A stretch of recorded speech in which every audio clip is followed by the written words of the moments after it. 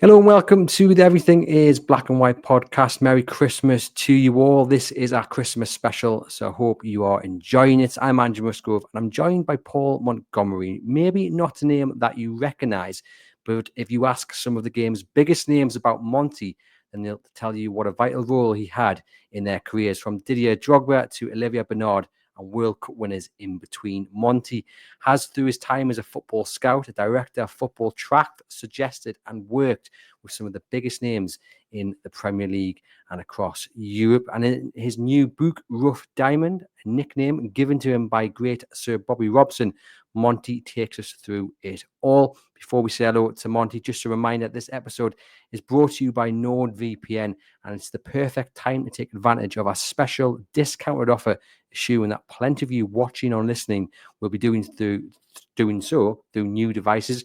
Keep yourself protected and help support the podcast by signing up. You really are helping us continue for free, and I can't thank you enough for doing so. We've also got a copy of Monty's book to give away to one lucky winner.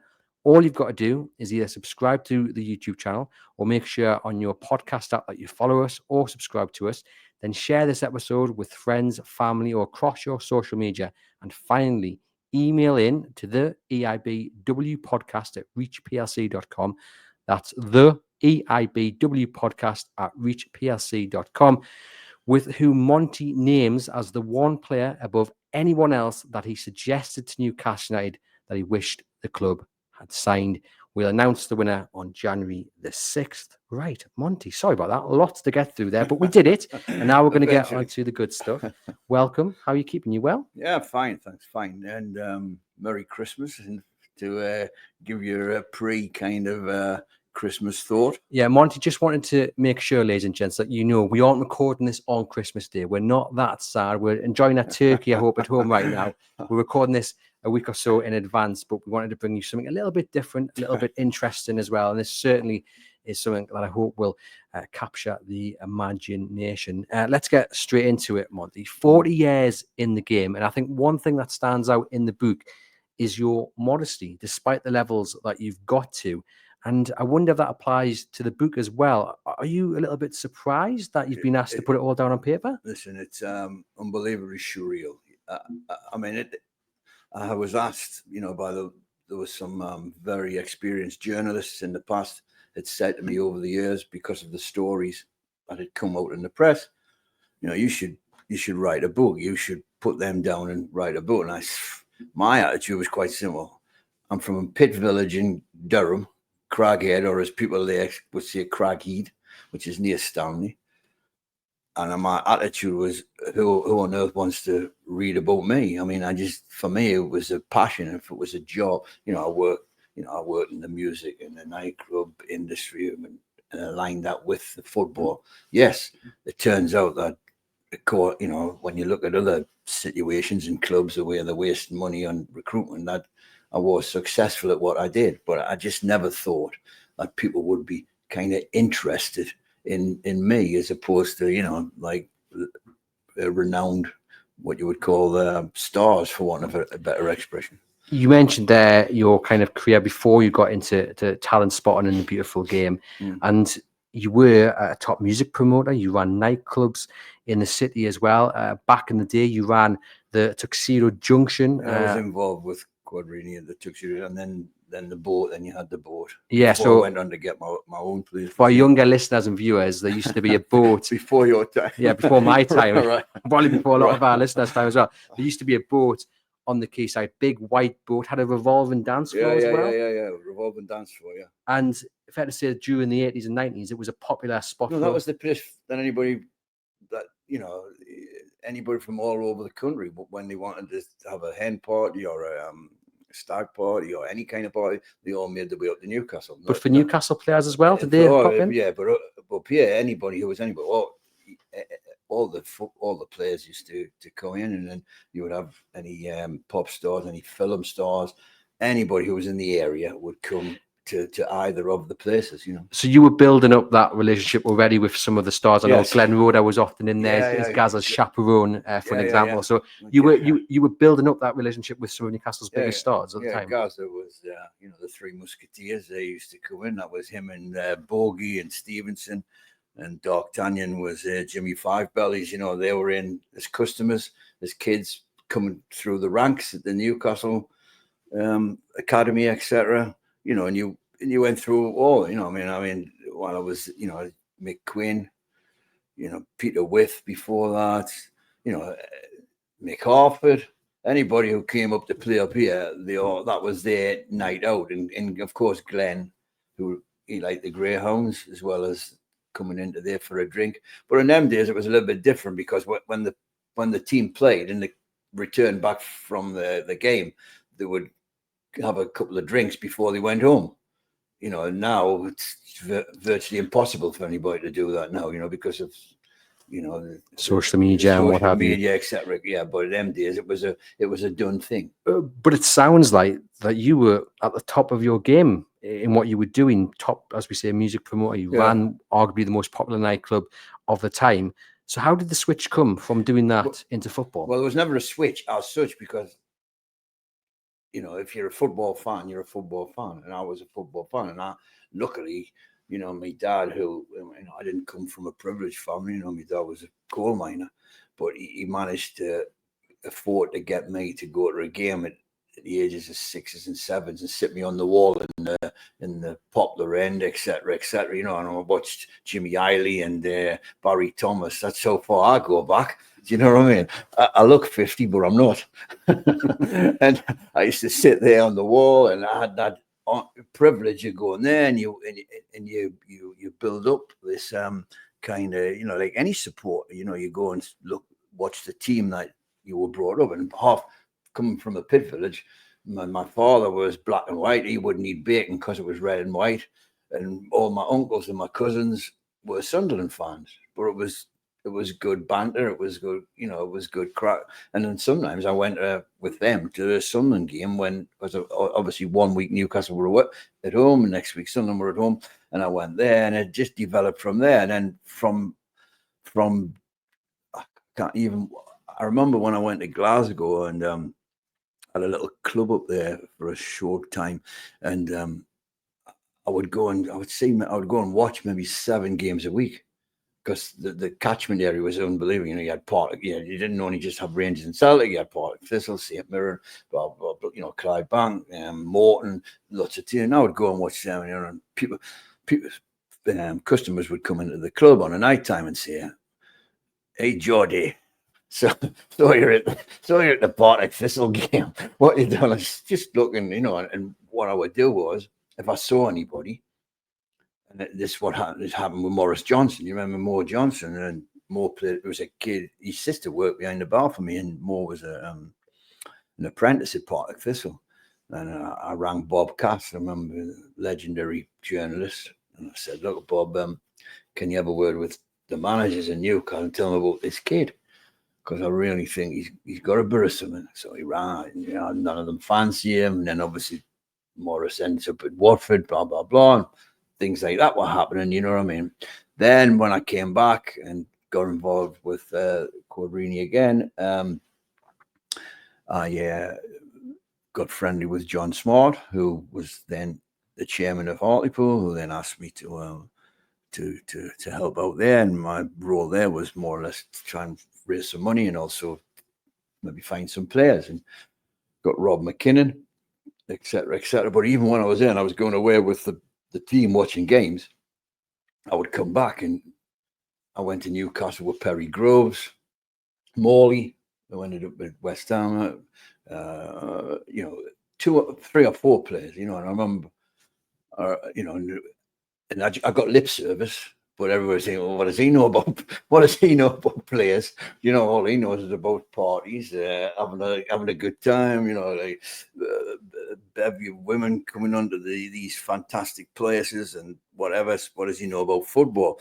I get it. I really guess in those days it was thought unless you played at a high level, you didn't know much about it, you know. But unfortunately for them people, it turned out that you do. You know, there are people, and I would imagine, you know, there's 50,000 people in Newcastle every week. There'll be a lot of people in that crowd who know a lot, you know, are very knowledgeable about the game, who just don't get a chance.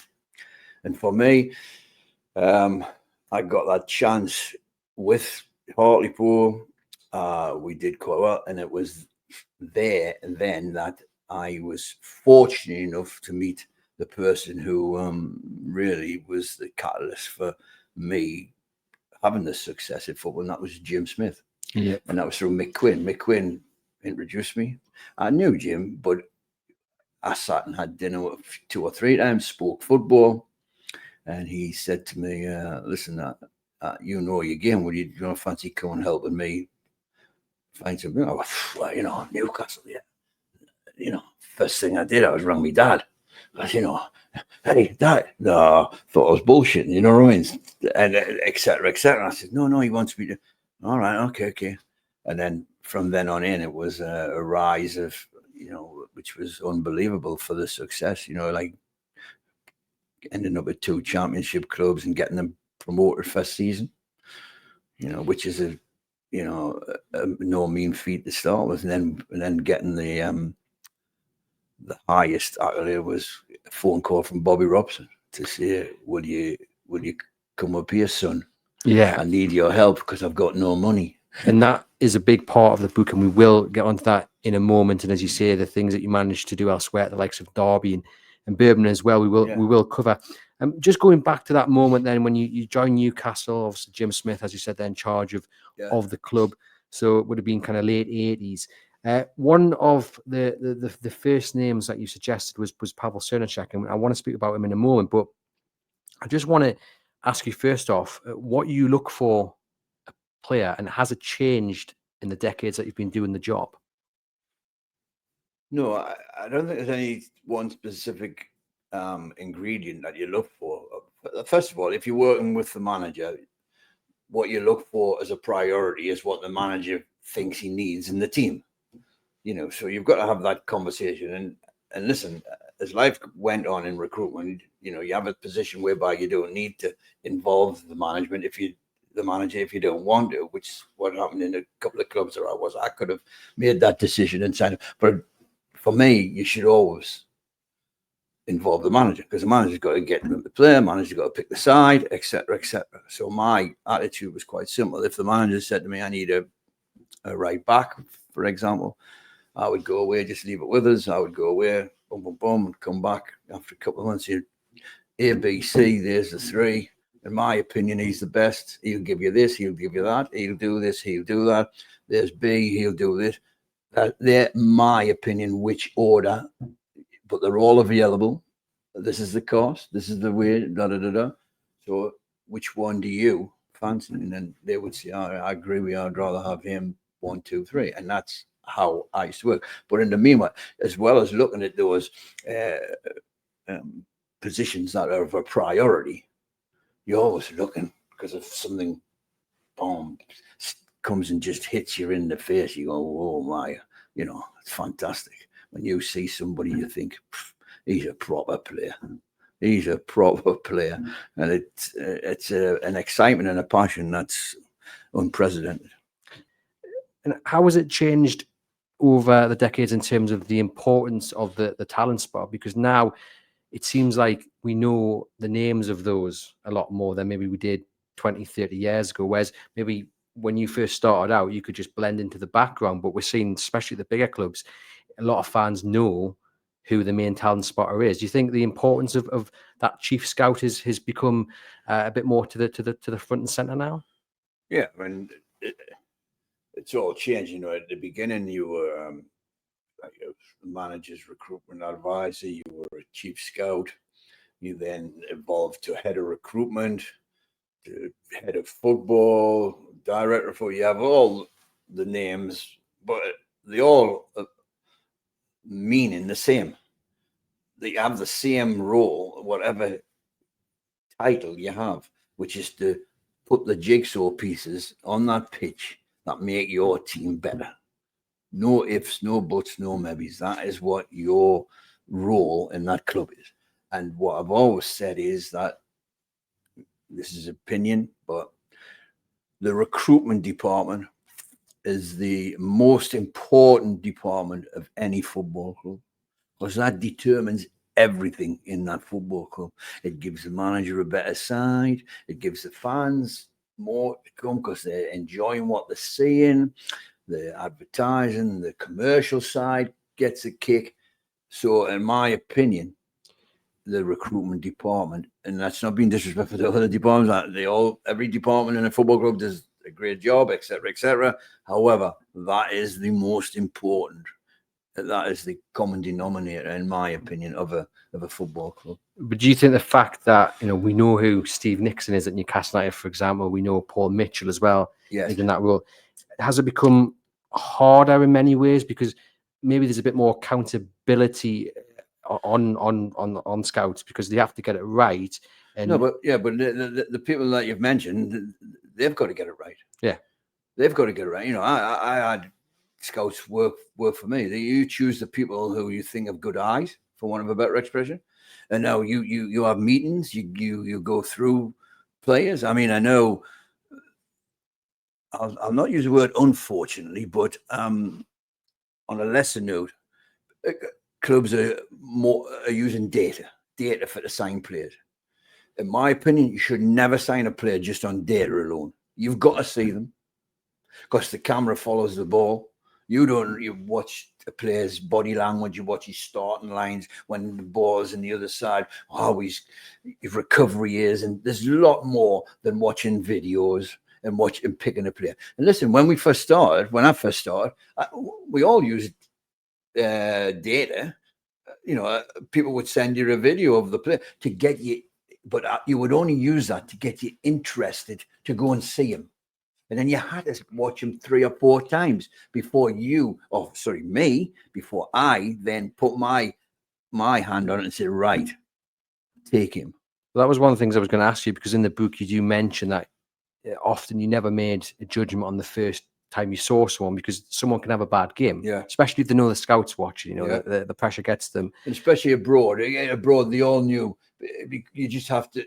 As many a time I would get someone from there to get me a ticket to go in, because if you get the club to in them days fax or the email the club, I want to attend the game, I can guarantee you then the press in that particular town in, say, France would then go, Newcastle or what coming to watch. They would decide themselves who I'm going to watch. So it was a bit of a secret squirrel mission on a lot of times with me, because I never used to, even if I was dealing with an agent, I never used to sign a player through the press. And that's, sorry to be, you'll not want to hear that, but I didn't want to, the press can hear about it when I've signed that player. Yeah. No, because if you try and sign a player through the press, and that goes to this modern day, they should listen to this, then that alerts other clubs to, didn't realize he was available, or I didn't realize blah blah blah. And they only paying. That's a good shout. No. You do your work. Your work's private. You do your work, and we used to call it the inner school, which is something I started with Bob. I remember with Bobby Robson, we started the inner school, whereby there was only us, and we didn't tell anyone who we were going to be looking at, etc. Whereby now, with the agents wanting to push their players and stuff like that. And to be honest, in them days, I don't know whether I could attain this now, but in them days, I would say to agents, if I read about it in the press, I won't take your player. I used to say that. If I read that I'm going to be signing up, I will not take your player. So I used to press that straight away. And it worked for me. Whether it would work now, I don't know. This maybe too high profile now. It's a lot. The profile is a lot greater now. I get it that the social media now is scary, for want of a better expression. But I still believe. I believe in the data, but I believe that the data should coincide with viewing the players as well. So let's talk about probably the first big signing at Newcastle United, and that was Pavel Srníček. You recommended him to Jim Smith. Jim Smith took you up on your recommendation, but fair to say it didn't go quite to plan at the start. Yeah, I mean, but this was just to divert a little bit. This was the great thing about Jim Smith. If he thought that you knew what you were talking about, if he thought that you were knowledgeable about players, he wasn't bothered about seeing them or or looking at them, whereby some managers would procrastinate and ask 10 different people, oh, what do you think about him? What do you think about him? This guy's recommending me. And they would get 10 different answers. You would. If you asked 10, if we spoke about a player now, and I said, all right, I think you should sign this player, and you ask 10 different people, you get 10 different opinions. No, you will. So, but it was unbelievable. I found that amazing. And this is what happened with Pavel. I'd gone and so on. I came back and he said, oh, where have you been? Blah, blah, blah. I said, yeah, I picked up the young goalkeeper. He said, what did you think of him? I said, listen,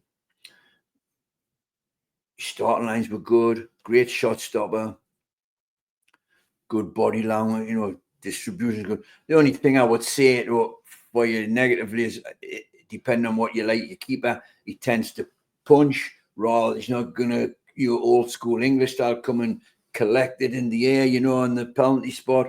That is one thing. But the rest, for me, yeah, he's one of the best young keepers I've seen for a while.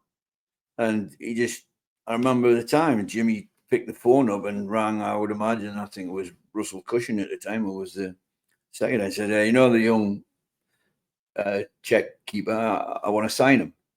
He put the phone on and I went, well, you've never seen him. I said, you've seen him. I'll do it for me. And then, obviously, what happened was the rest of the next thing was a disaster, because he rang me up and said, hey, Paul, he says, you come to the training ground. He says, your boy's coming in for first day of training. Oh, I'll come up, yeah, no problem. Was that up at Benwell, was it? Yeah, was it Hunter's Motors Club or something, whatever at the time. So I went over there and they did the training, and then at the end of the day, I can't remember, was it 10v10 or was it 9v9, whatever it was. And I was proud as I can't explain it. It was amazing to think that this guy signed this play. He hasn't even seen him. And I stood on the sidelines and my world nearly collapsed, because after about 15 minutes, the ball went through the middle. Someone ran after it and Pavel lets it through his legs and in the goal.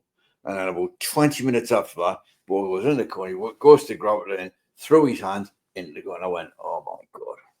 I thought, do I really know am I any good at what I'm doing? Your mind starts to when you're just like a racehorse with blinkers looking at the pitch. And I could, in them days, there wasn't a smoke. I could see Jimmy with his cigar walking around. And I thought, he's going to get near me soon. And I'm looking at this pitch and I just want to bury myself into the hole what I've just seen. And I remember he come up and I could feel him come around the back of us, Jimmy, and he's puffing his gun. You weren't drunk when you saw him, were you? And he continued to walk around. And I went, oh, and I did a Michael Jackson back to my car. And I never come out for 4 days. I swear, I was, I couldn't believe it. And then, but to make how this guy was so a great guy, Jim Smith, in my life, the phone rings. It was Jimmy. I said, okay. I said, before he said, I said, I'm really, really sorry about it.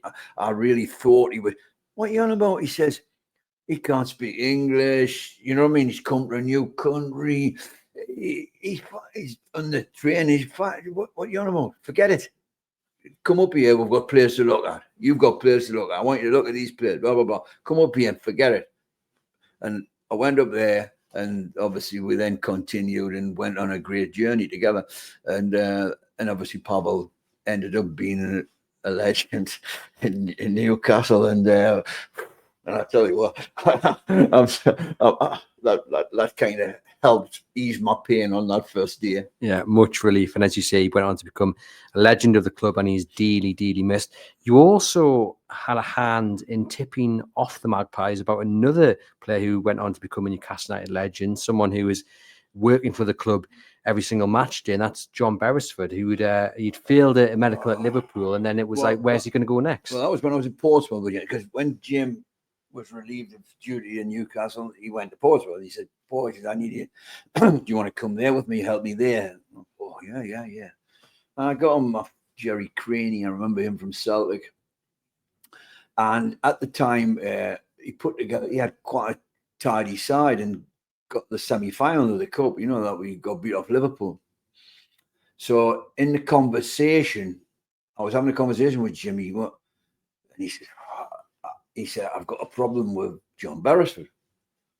I said, "Problem? What do you mean?" He says, "From what I gather, Liverpool, who wanted to turned him down because of a medical."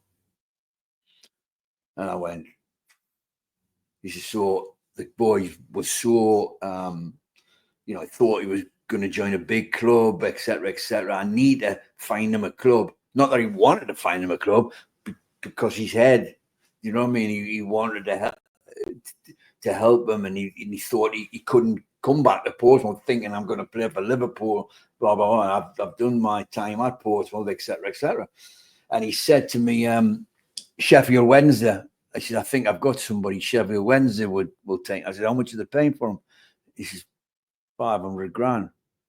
I went, give me 20 minutes. All right. So I had Terry McDermott's number. And I was lucky in the fact that when I rang Terry, he was in the car with Kevin Keegan. You know what I mean? You can ring a coach or a manager and you maybe not get him for 3 days. But I said, "Terry, I read in the paper that you were in the market for a left back." He said, yeah. "What do you got?" He says, "Do you like Beresford at Portsmouth?" Yeah, so he must have said, yeah. I said, "Well, here's the situation. He's come back with Liverpool. Sheffield Wednesday are going to sign him. What do you think?" He said, "Well, how much?" He said, "Yeah, well, we would take." So I said, "Well, give me a minute." So I went back to Jim because obviously Newcastle had got rid of Jim, so I wasn't sure how he would take it. Would he do them a favour? You know what I mean? Jimmy being Jimmy says, "They give me what Sheffield are given. It's not a national difference to me. I just want a good club for the boy." And that was history then, because then Newcastle signed Beresford, and who was an awesome player for Newcastle, and that was how Beresford ended up being at Newcastle. Tremendous signing, as you say, for Newcastle United. Yes. Over 200 appearances, Champions League, the entertainers, and as we say, I work with him quite closely actually on match days. He just loves the club as well. You can see he's a right character as well. And you seem to have a thing for Newcastle United left backs as well, because you recommended Olivier Bernard. I know we're fast forward in a couple of years, or quite a few years. Bob, you had a hand in bringing Bernard to Newcastle as well. Yeah, because I watched Leon under 21s. And do you know the funny thing is? Do you know Olivier, as a kid, was a centre forward? You wouldn't believe that, would you? He was a centre forward. He was a centre or a wide left. And I saw him play under 21s, and he was playing wide left. And he's a strong little so-and-so. You know what I mean? He was a strong, but he had a good left foot. And I spoke to his agent, and I said, in France, it's different to this country. You are a youth player till 19, then you sign a first professional. So his contract was due to finish because he was 19 then. So he was technically free at the end of that particular season. And whereby here, if the youth, they may have changed it across here now, but then, but now if somebody's like outstanding at 17, you end up signing them pre whatever the youth contract finishes. But across there, you went to 19. It's the same with Ben Affer as well. With Ben Affer, when he was finishing his, when I told Glenn to take him for 500 grand, he ended up coming across here eventually. But getting back to Olivier was due to be free. I said to him, will he come to Newcastle for an assessment? I never used the word trial, because players didn't like that word, like, well, why should I come on trial? It was for me. It was I got a lot of players that way, and it was always assessment. I just want to see if you fit into the fitness and and the style, etc., etc. So I ran and spoke to Bob, and I said, Bob, look, I like this young player, Leon. He's free. Could cost you nothing. Will you have a look at him? Will you have a look at him? You know, I'll get him across for you. No problem. So he came across, and I remember he did his trial / assessment, and the gaffer rang me and said, I want to take the boy. I want to take him. We think you'd be a good left back. I went, well, really? I says, whatever. Just if you want, if you like him, that was my job done, for want of a better expression. And obviously he came across, worked a deal out, and the first thing he did was send him to Darlington on loan. And I remember Gary Bennett rang me. Gary was the manager of Darlington at the time. And obviously, I think Olivier whopped in 2 or 3 25-yarders. Gary Bernard ran and said, "Can we sign this boy that you took to Newcastle?" Yeah, I said, "Gary, he's gonna, you know, not being disrespectful. He was there to get some game time, and you know, in the man's game rather than playing in the youth, etc., etc." He's signed for Newcastle to play for Newcastle, Gary, not to end up at Dortmund without being disrespectful, and that's what happened. And then he played, 106, consecutive games. He was Bob's number 1 on the team sheet. And there was many times, Bob would speak to him saying that he didn't like him getting too much forward, And I would say to Oliver, I said, "No, the fans love it.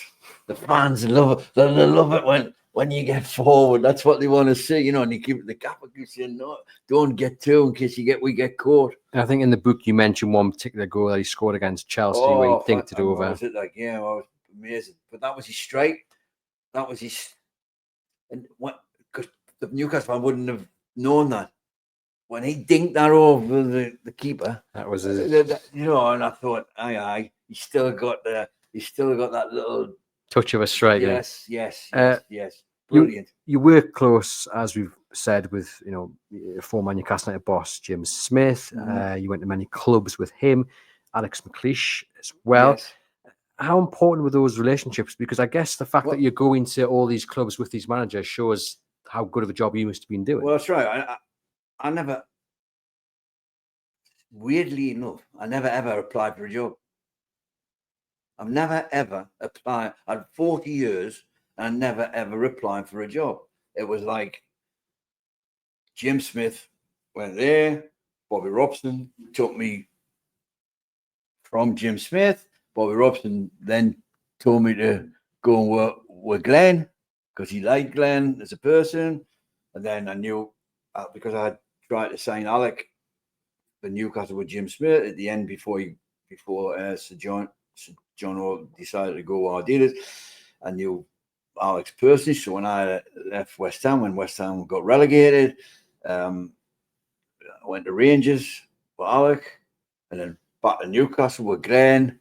When he went there, Sam came and then said, "No, I want you to stay here," because I thought if you've got your own people, And then Alex was in Birmingham when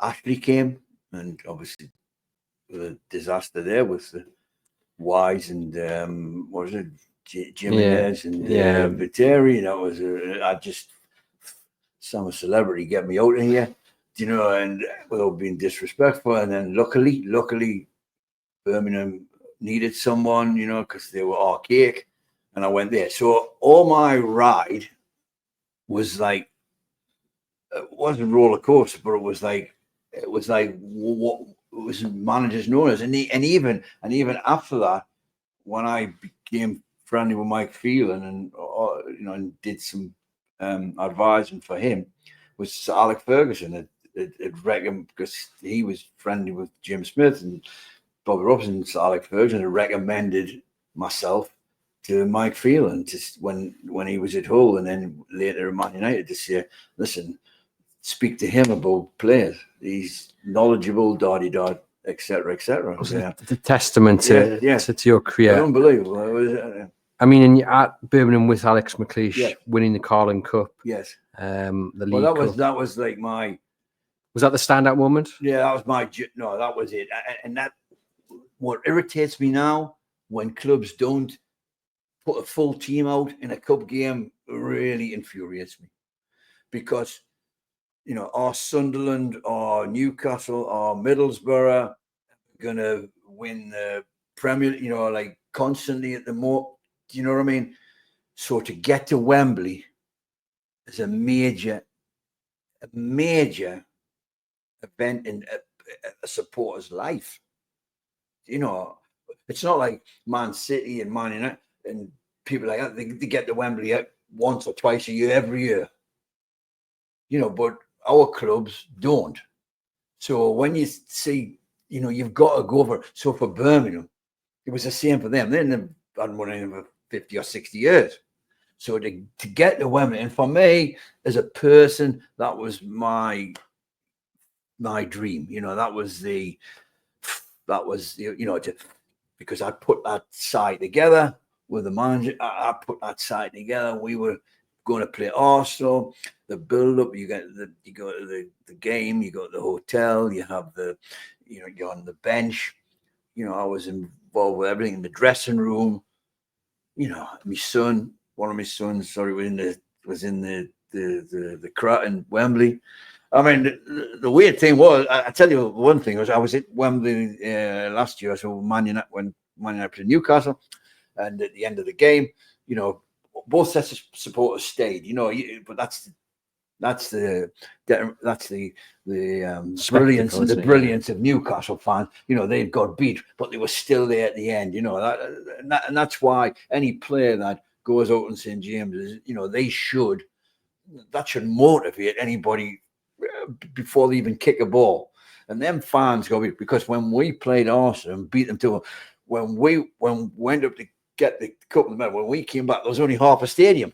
Because all the Arsenal fans they'd skedaddled, they'd gone. So half the stadium was blue and the rest was just empty, which is a bit, I just thought that was a bit disappointing. You know what I mean? Like, if it had been Newcastle, they would have, the fans would have stayed, and obviously maybe Sunderland and Middlesbrough, because the North East fans are a different breed, aren't they? So, but that was my personal. I mean, you couldn't never ever. For me, the sad thing was, like, me father, who was proud that I'd worked with Bobby Robson, etc., It wasn't there to be there and see on the pitch, even though I didn't play, but I was part of that dream, Yeah, played a major part in building that side, as you say there. And in the book, you mentioned probably the other standout moment for you, and you've alluded to it already, was getting the call from Sir Bobby to come and join him at Newcastle United. And he nicknamed you his Rough Diamond, which is what the book is called. And the link for the book, ladies and gentlemen, will be in the podcast description. So click on that if you want to avoid the competition and just go ahead and get the book. I've read it and it is well worth your pennies. So yeah, we've mentioned there, that I think did he go via Jim to come and get you? Well, it was quite funny because I just got a call out of the blue from Jim Smith, because my claim to fame at the time was at Derby with Jimmy. I'd found the likes of Rory Delap, One Chop, Daly, then you got Baiano, Aranio. They're all three. Well, Rory was 100 grand, Chris Powell, 150 grand, One Chop, 250. They were all low budget transfers, and we finished 7th, 8th in the Premier League, and which was an amazing feat. And then I got a call out of the blue from Jimmy and said, "What are you doing tomorrow?" And I thought, he's going to invite us. I said, "No, nothing," because I had a bar up in Stanley at the time, and them just Newcastle were training at Chelsea Street, where the cricket is now for Durham. And he said, I said, "Why?" He says, "Bobby Robson wants to speak to you." And I went, "Oh." I said, "I saw him at a testimonial a couple of weeks ago. It was an article, a testimonial." No. He says, "What do you want to speak to him?" He wants you to work for him. my exact. I can remember, if I close my eyes, I remember the guy said, "Do you want rid of me?" Like, because I'd built this relationship. You know what I mean? Well, like, have I done something wrong? You know? And he went, "Listen, we can't keep pulling rabbits out the hat. The money's getting greater each year with this Premier League. You know, we've done great, but it's going to come to an end soon." He says, "But Bobby wants to speak to you because I'll tell you the truth." He says, he hasn't got any money now." I says, "Oh, so I'm the person that people want if you haven't got any money for transfer fees." And he went, "No, but I'm telling you the truth." He says, "But take it as an honour that he's asked for you. And that's your club. That's your club that you supported as a kid. And that's where I met you." And he said, "Take it as an honour." And I kind of did. And I went to meet Bob face to face, you know, a cup of tea on the side of the desk. And how could you say, you know, this guy, you know, he just fantastic motivator, you know, he was an unbelievable motivator. And to help for him to ask for me to help, because what had happened was his trusted guy that he had for years was Charlie Woods. And he still had a year or 18 months to go of a contract at Spurs. So he didn't have anybody. And obviously he wanted me to fill that void. And I think maybe Mick Wadsworth might have had a say in that, because Mick had been the manager of Carlisle and I took Rory Delap and I was going to take Matt Jansen and so he knew of my ability to find players, etc. So I don't know if he had put that word, but that's how I ended up. And Bob said, "Look," and because I remember he said, "How do you work?" I said, "Any way you want." I said, "Put the best thing with others is you tell me what you're wanting and I'll go and find it." And because I remember his first thing, "I need a striker." I said, "A striker?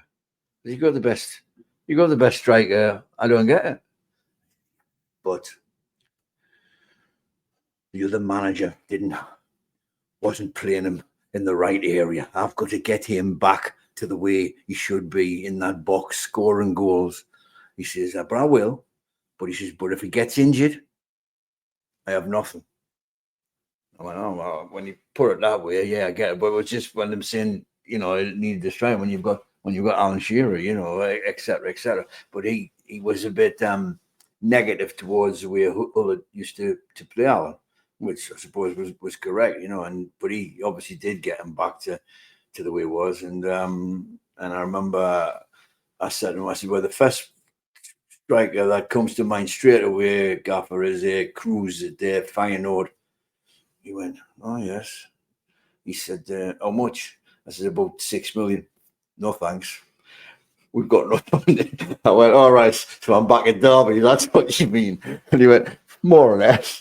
So we then went on from there. But I developed an amazing relationship with him, because I had this bar in Stanley, and they was, and Bob was first one in, and I don't. Forgive me for saying it, but it's like he never wanted to go home. He would wait till the last one, and when the players left, or it was like I was last resort, and he knew I was 10 minutes up the road, because I would get a call every second day. "Hello, son." And it was good that he called us son, by the way. One of the few people who called me son. "Yeah, hello, so what you doing?" I said, "I'm just in the office opening the book. Fancy coming down for a cup of tea, talk about players." And in my head, I was saying, "Well, I was there yesterday, I was there the day before, we're still going to be talking about the same thing." I said, "Yeah, no," because you couldn't say no, you couldn't say no. Put the phone down, go down, speak, and this would happen. No, I've built up this really, in my opinion, it was a private kind of relationship, but we were really strong, and he would say things to me that I haven't really said, like how he wanted me to see all the players and etc., which was very mind blowing, for this brilliant manager to say these words to myself. You get a sense of how much he really loved football. But what was he like as a person? People talk about his humour. Did that shine through when you were with him? He liked a lot. He was funny. but he had a little bit of delay. It was like a delay. You would say things.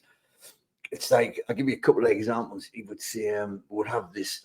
I started this thing where I said, we need an inner circle, because he was, and you're not going to like this comment, but he said, why does the Evening Chronicle always know what players that we're looking for, right? So he said to me, is that you telling your friend John Gibson the players? I said, no, I don't. But I knew how it was, I knew. I said, no, but I says, the problem is yourself. He went, me? What, me? I don't speak. I said, no. I said, when we come out of a players' meeting, who's the first person that rings you? He says, I said, the chairman. Oh, yes, you're right. I says, and the chairman rings Alan Oliver and tells him who we're going to be signing, because he wants the fans to know, whereby the manager doesn't want to know, like getting back to the other signing players in the press, whereby he used to tell them, and he went, oh, right, he says, I'll have to keep my mouth, I'll have to be wearing it. And then he would just continue telling them. He just couldn't help it, and then we would sit around the table, and you would get, what happens, we would discuss players, and he would go around and he would say to John, right, would you sign him? Yeah. How much? You would get everyone had the opinion in the inner circle. The inner circle of them days was Gordon Milne, who was the director of football, Charlie Woods, and myself, who he asked to stay on, because I thought I would be gone when Charlie came in. Bob said, no. And because that was when Mick Wadsworth had said, no, he wants you to stay, and he calls you his rough diamond, etc., etc. And the rough diamond was because some of my expressions, because I'm from a pig village. So some of my expressions of, if you don't fancy them, it might be SHIT or something like that, Colourful, yeah. And so you would go around, you would get your opinion. There was one day, and he came on and one about this player, and he said, what do you think of him? No, I don't fancy him. What do you think his value is? 2 balloons and a goldfish. And he went to the next one. He went to the, and 10 o'clock that night, I get a phone call from the guy, and he's on the phone, and he's laughing. He's laughing at 10 o'clock, and I said, you all right, Gaffer? 2 balloons and a goldfish. I've just thought about what you've said. That's fun. But try and be a bit more diplomatic, you know what I mean? Try and be a bit more diplomatic. But he said it was so funny. But on the other hand, he had a streak in him, because I'll tell you one tale, if you don't mind. I once got this call. It was a Friday. I went down, and everybody'd gone home.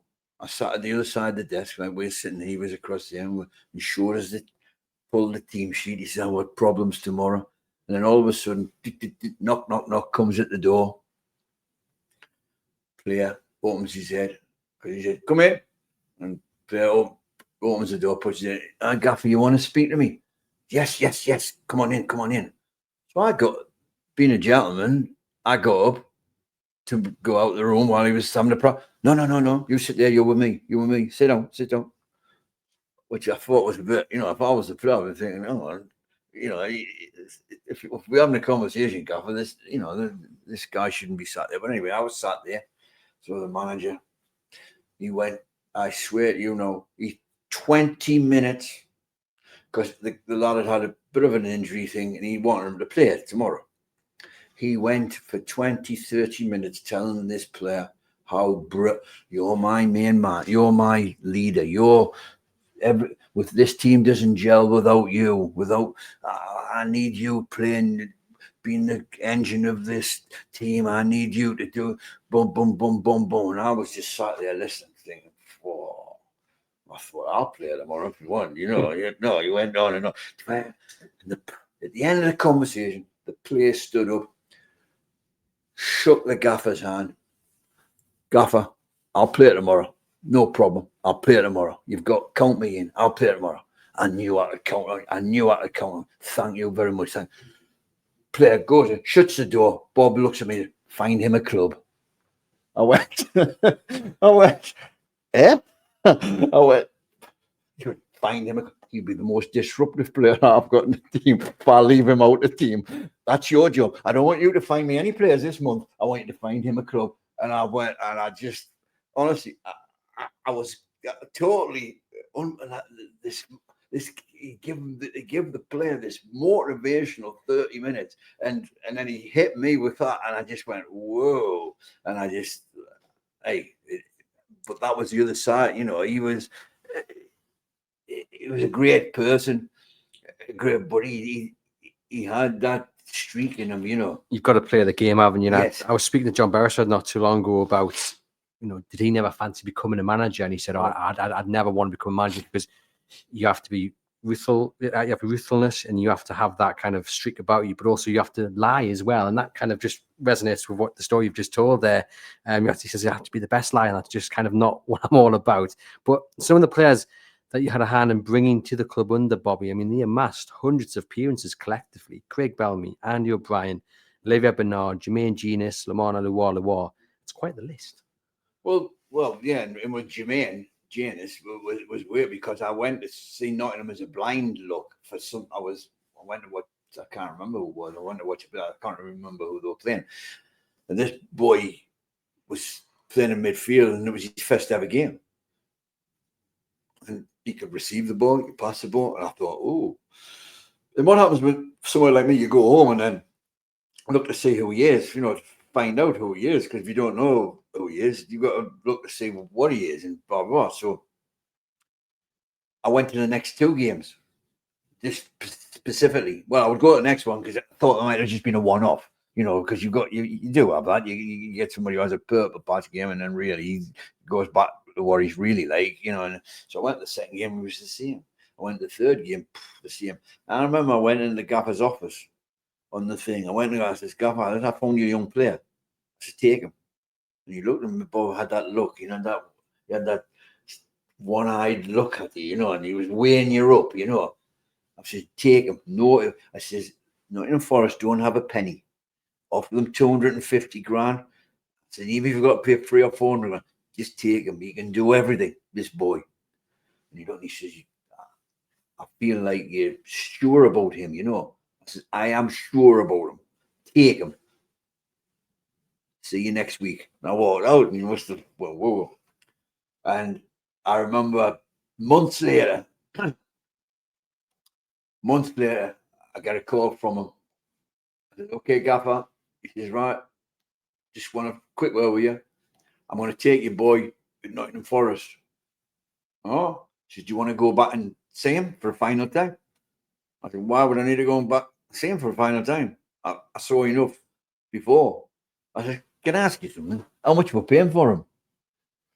I knew you would ask me that, he said. I knew you would ask me that. 6, 7. I rest my case. He said, but we didn't have. I mean, he would give an excuse to me. It was weird that this great man would give me an excuse. Do you know what I mean? He said, we didn't have any money then, son. We didn't have any money then, but we've got money now, and I'm going to take him now. I said, no problem. He's still the same player, but you've wasted 6 million quid by having that time. Yeah. But and Andy O'Brien was Bradford wanted Glass, and it was a case of they didn't have any money. And I remember the gaffer rang me and said, is anybody in Bradford that we could take? And I, not the positions that you want, but the only player that they've got, in my opinion, the only player they have is O'Brien, who can play a few positions. He can play right back, centre back, and he had played holding midfield at one stage for him, you know. So I said, so if it's like for like, so that was Andy O'Brien. That's how that came about, and yeah, but it was, and Bellamy was a no-brainer for me. But Bellamy came in, was one window prior, because we wanted a central striker, and Gaffer ended up signing. That was the window that he signed Carl Cord. You suggested a different player who ended up playing for Man City. Mpenza. Yeah, I like Mpenza. He's quick. He was quick and he was strong. And listen, got the Gaffer again. This is amazing that you would never. The Gaffer actually rang me to give me a reason why he was signing Carl and not my lad. You know, that's how brilliant he was. You know, he was a brilliant motivator. You know, he had no he had no reason to give me a explanation, but that's how he was. And he would say, well, I'm going to go English, you know, English rather than foreign, blah, blah, blah. You know, and it was sad that Court had the injuries, etc., and didn't fulfill any potential that was obviously thought of. I mean, at that time, I hadn't seen a lot of them. That was someone, you know, that was their side of it. My input was independent because I thought he was quick. And I thought at the time would have got us till you found somebody better, that kind of thing. And Bellamy was in that hat then, but Bellamy wasn't taken because, like everybody knew, he was better wide of the front man. You know what I mean? Yeah. Not the central striker. Yes, yeah. Similar to, well, it's like in modern days how Newcastle signed Joelinton, who is a central striker, and he was wide of the front man. Yeah, not exactly great as Newcastle United, was he? You then went off to West Ham, and this is where we're going to talk about potentially, and you can correct me if I'm wrong, but your biggest claim to fame in terms of a player, maybe, I don't know if you would argue with me on that, but it's Mr. Didier Drogba. Yes. Listen, Bobby rang me. Listen, I was friendly with Glenn. Glenn got the job at West Ham when they relieved Harry of his duty, and Glenn was in the academy, and they upgraded Glenn to the manager, and he had done well to the end of the season, so they give him the job permanently. And Glenn rang me and said, look, we need a total turnover of players. We haven't got this, we haven't got that, we need 5 players. I know how you are. I said, I will find them. And Bob had said to me, listen, I need you to go and help Glenn because Glenn's got the job. He's got nobody around him. He likes you. He trusts you. But don't forget, you're always on the phone to me if I need you for something. That was Bob's kind of instinct, because that's what happened with Milner later on, you know. So off I went. My role was to find 5 players. Oh, sorry, not role, but that was in a perfect world. Like sensible money. And one of the players that was a no-brainer was a player at Gengon. Well, if anybody was reading, it would look like Green Camp, but across there it's pronounced Gengon. It was Malouda. And I spoke to Glenn about it. I said, look, there's this player plays like an inside lefty, like Robbie Earl, gets in the box, scores goals, and that's what it was. I mean, Malouda developed to be a wide left player, Lyon, etc., in Chelsea. But in early days, he was like he got in the box late, used to score quite a few goals. I really like. And I said, he'd be about €1 million. I said, but I'll box him off because that's what I used to do. I mean, that was the season prior. So I said, when the season starts, I'll box him off. But that's one of them. And he went, oh, and Glenn said, well, he sounds, you know, and he said, I can tell when you're sure about someone. And people got a feel about me when I'm passionate about someone that I want. And he said, okay, no problem. But you know what we're after. We definitely need a striker, etc., etc.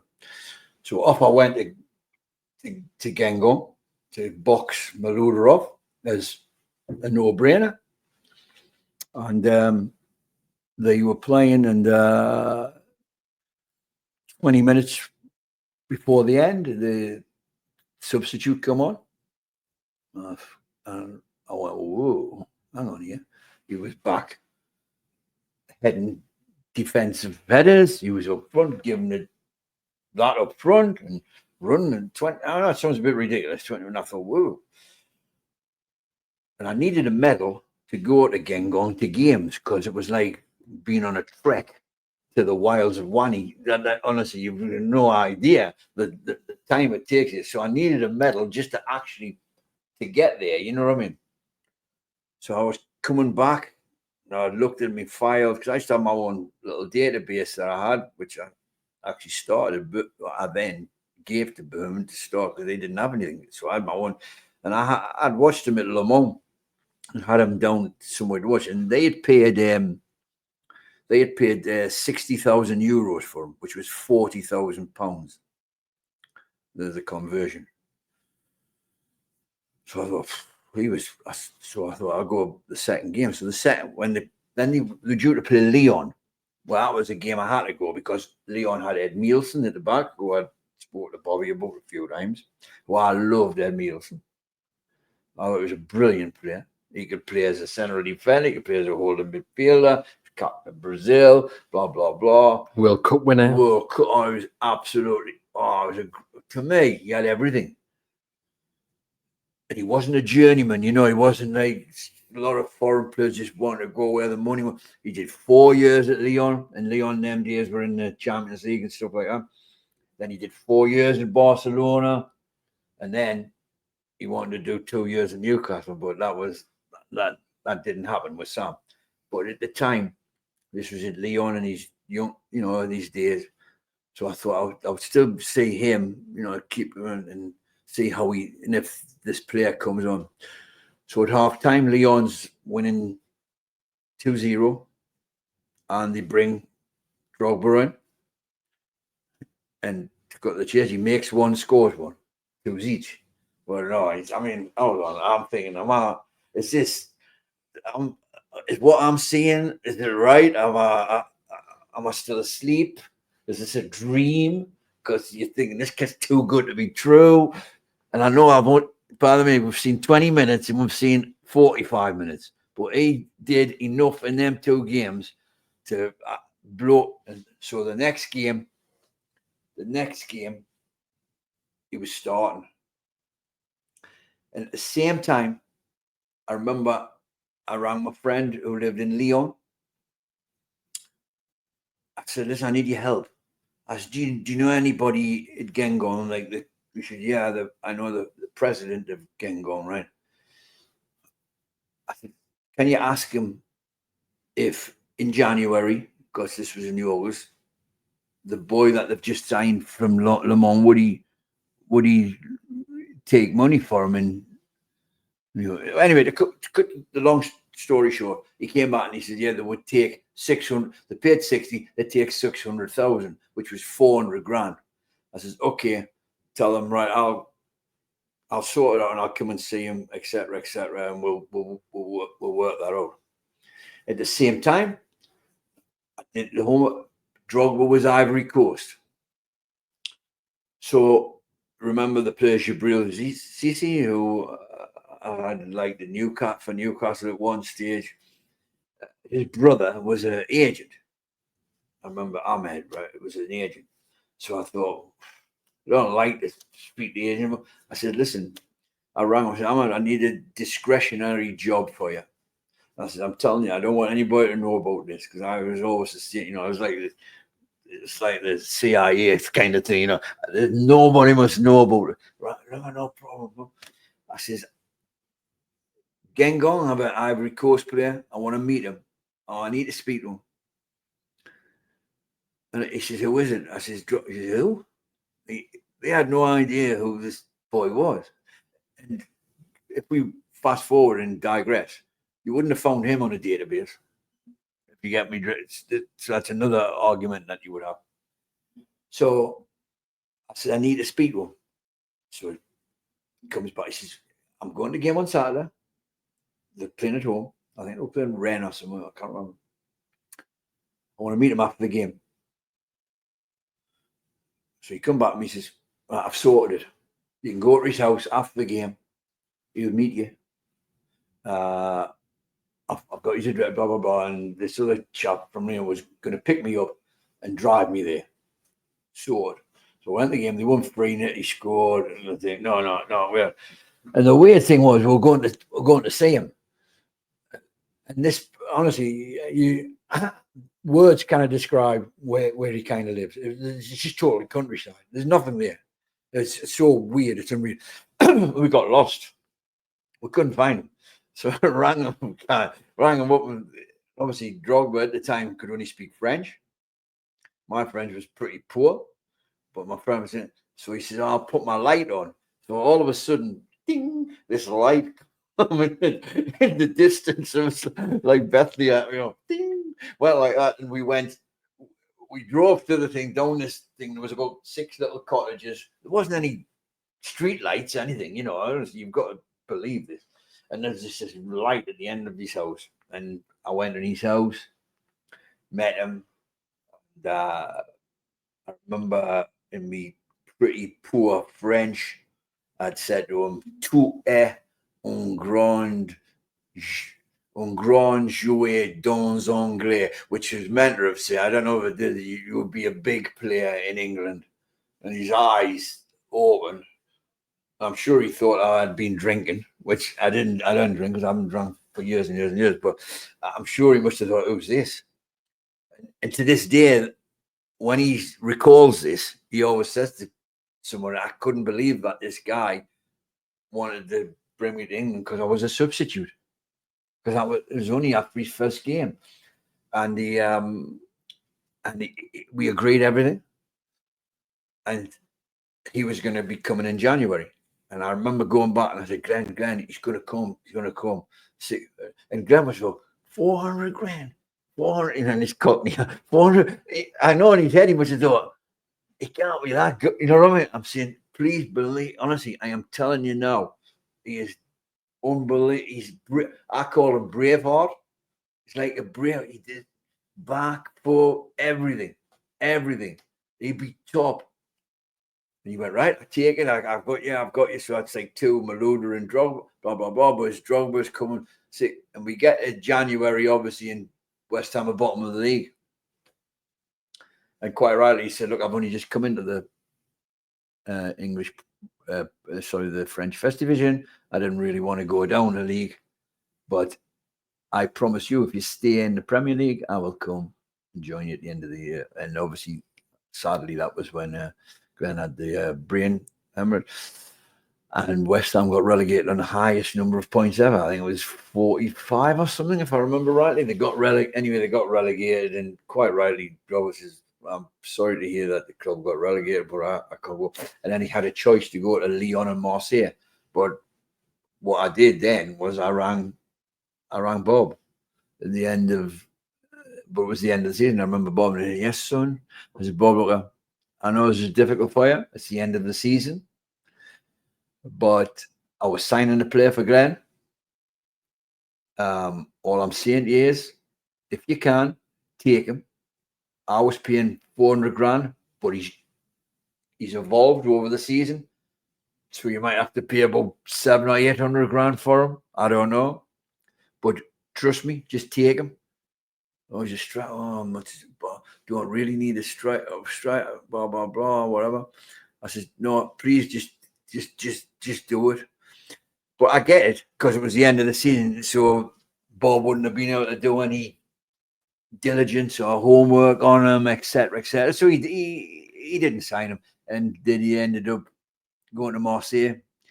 And then obviously, when he destroyed Newcastle in the Champions League, I couldn't help myself. I sent Bob a text, "Gaffer, remember him?" And then I can remember the reply as though it was yesterday. He said, "I was expecting this." And yes, you were right. And that was Drogba. And listen,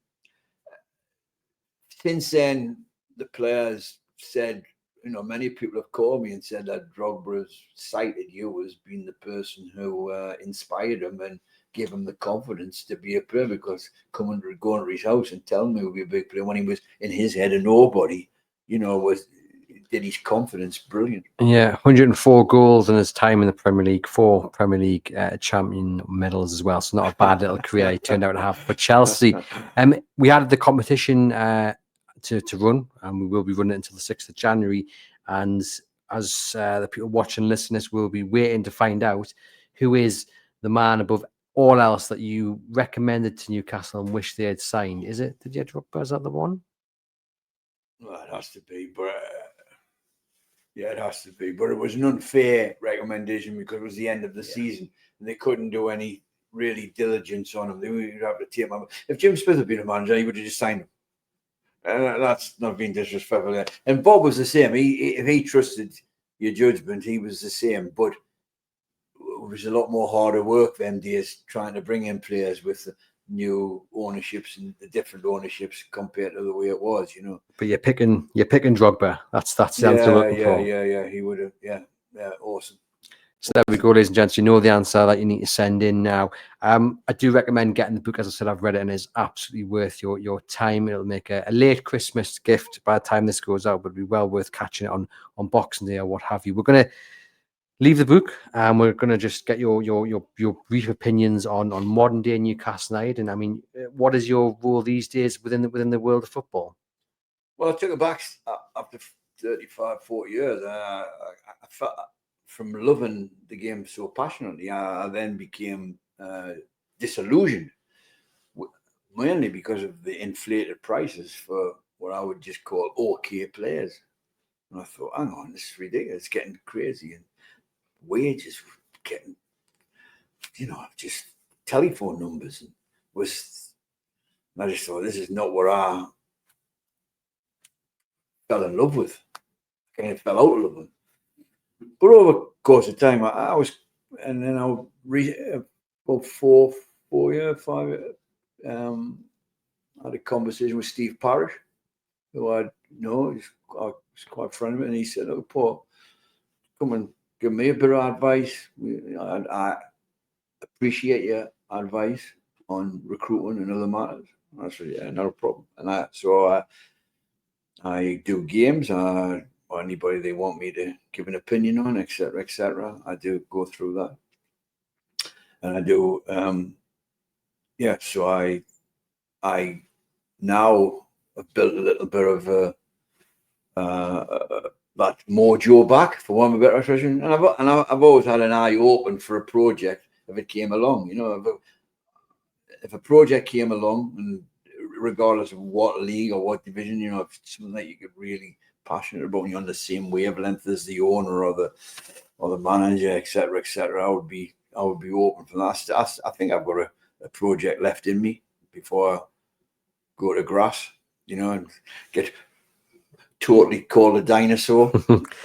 And with the mention of Steve Parrish, our listeners and viewers will maybe noted that name, of course, the corner of Crystal Palace, and he was heavily involved with Newcastle in the summer with their chase for Marc Guehi. Lots of talks of bids of 60, 65 million, an asking price of 70 million. In the end, Newcastle didn't get their man. Didn't look particularly good from their point of view. Eddie Howe didn't get his number one target. Paul Mitchell didn't get his number one target.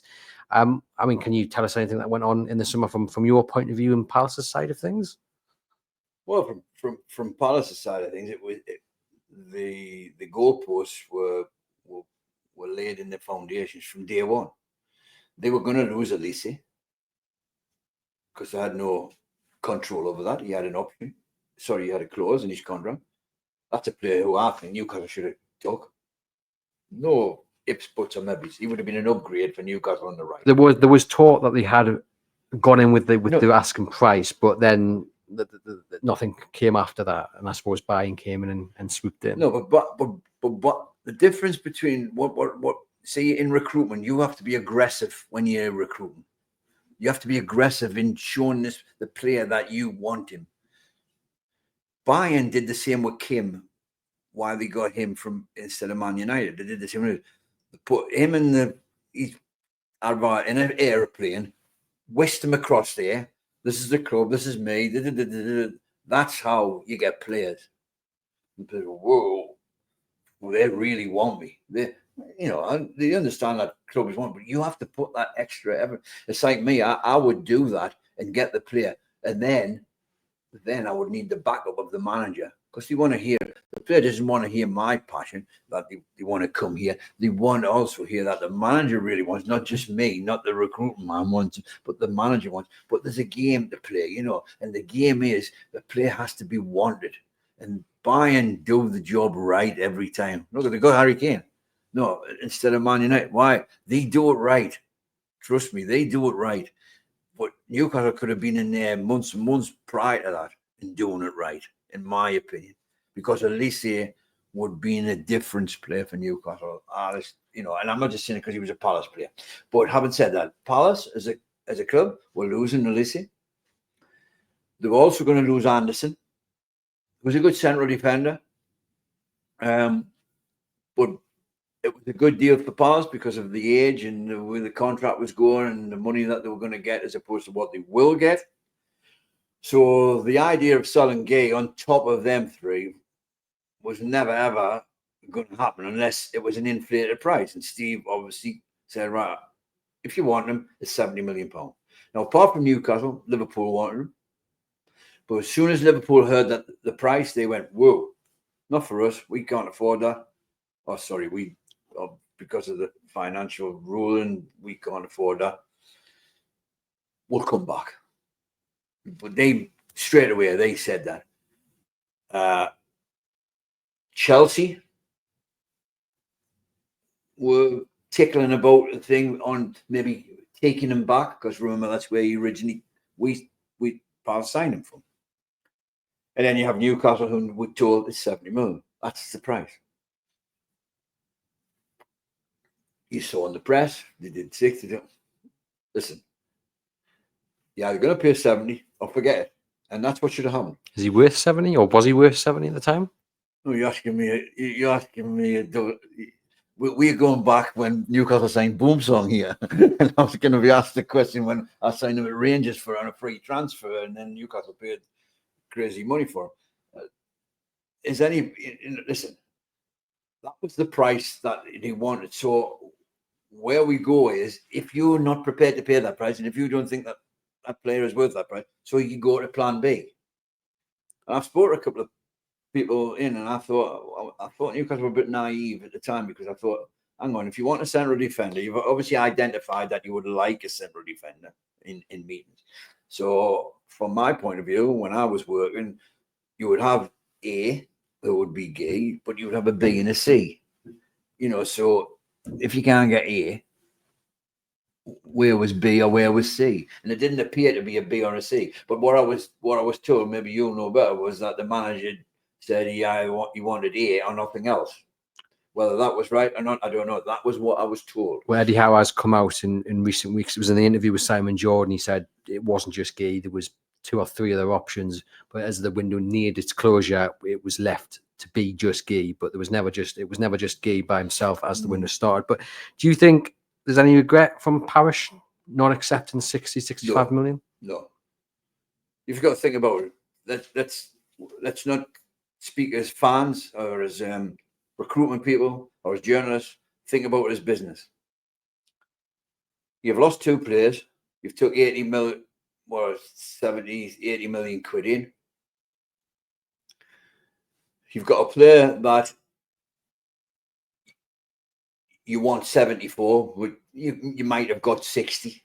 And I mean, the difference, but not being funny, if you really want that player, the difference is in 5 million. If you really want the player, isn't a great deal of difference if you think about it realistically. So if you take him, you've got to gamble. I'll lose 20 million next year, because you'll still get 50 for him when he leaves at the end of this season.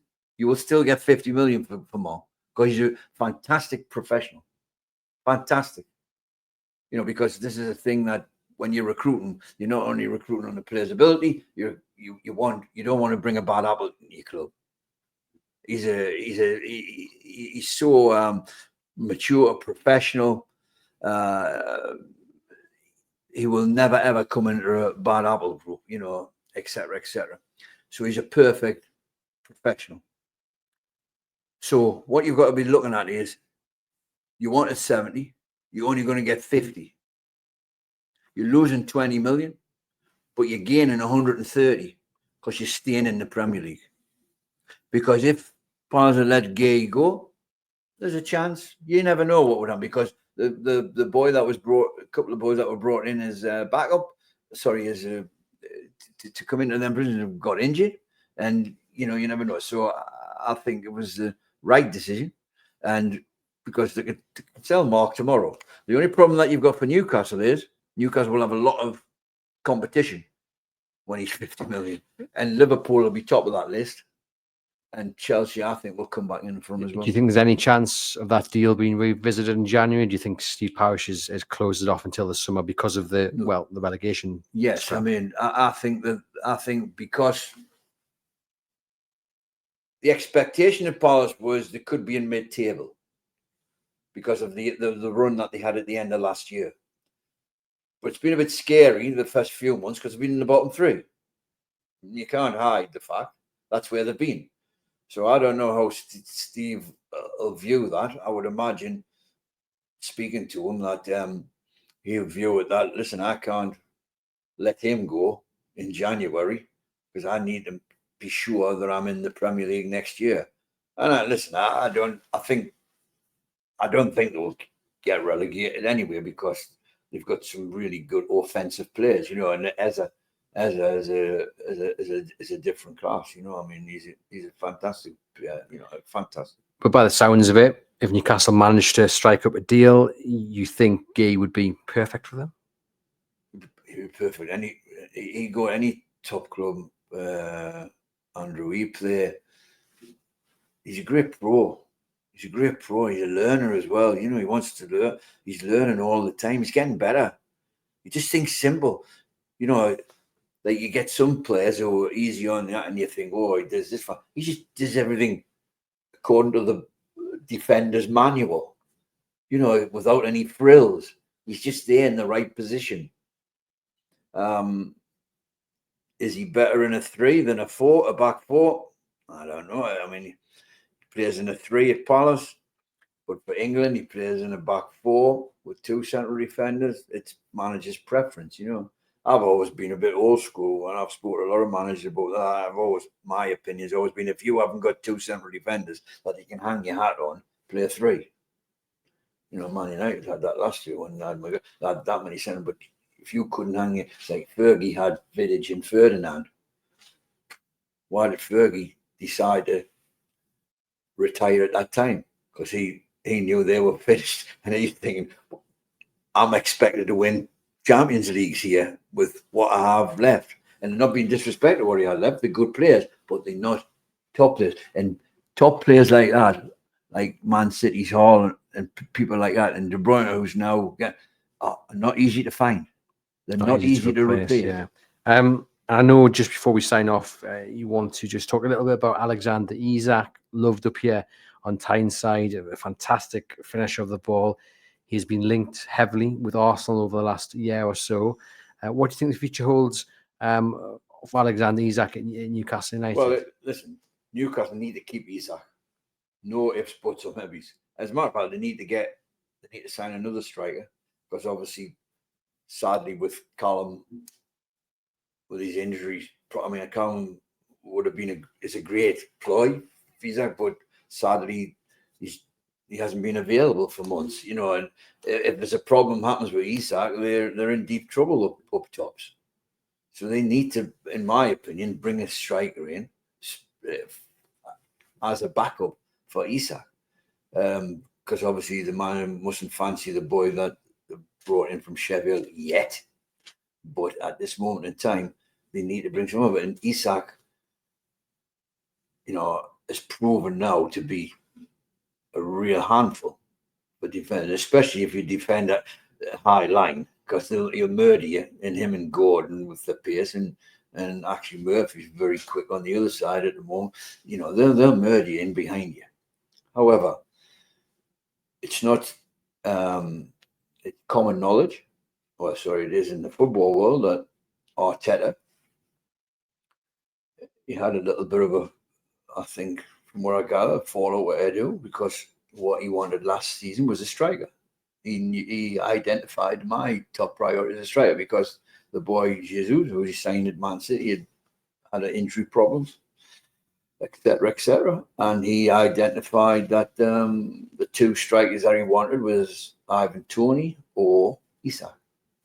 Obviously, Toney became no chance because the Saudi scenario. They couldn't have, once the Saudi come in with the crazy money, they can't compete. So the other one was Isak, and then obviously Newcastle couldn't let him go. But it's there. It's not going to go away, because if a club fancy a player, it's not going to go, and the player will be aware of it, and his agent will be aware of it. So Newcastle have to really be aware of it, that that they've got to do everything in their power to keep him at the club, because at this moment in time, he's the, you know, he's in tradition, the number 9, like they've always had. You know, he's the Shearers and the Ferdinands. We go back, and you know what's Newcastle always been, even the McDonald. What's it been renowned for? Number 9s, and he is. You know, he does everything. You know, he can do it. He runs the channels. Listen, when he first come, I didn't see him as a natural finisher. Do you know what I mean? Like, he's not going to tap a one in from 3 yards, 4 yards, that type of finishing. Yeah. Like some number 9s can have a really poor game, but they're there to tap a one in. He scores all what you would call the hard ones, if that makes any sense. But he's still I don't, at this moment in time, I don't see a Newcastle without him at this moment in time. So they need to do everything to keep him. Whatever they have to do, they've got to do it. Well, fingers crossed they can do, because everyone knows how important he is to Newcastle United. Well, ladies and gents, that is the end of the Christmas special. I do hope you have enjoyed it. Thank you to Paul for coming in and sharing his stories and memories. And remember, you can get his book, The Rough Diamond. The link is in the podcast description box, as is your offer for your NordVPN subscription at a discounted offer. Please remember to like this video, share it amongst your Newcastle supporting friends and family, leave us a rating review on your audio platform, and enjoy the rest of your Christmas. Have a lovely Boxing Day, and hopefully Newcastle United can pick up 3 points against Aston Villa once again. Thank you for tuning in. It's been an absolute pleasure. I must see you guys very soon.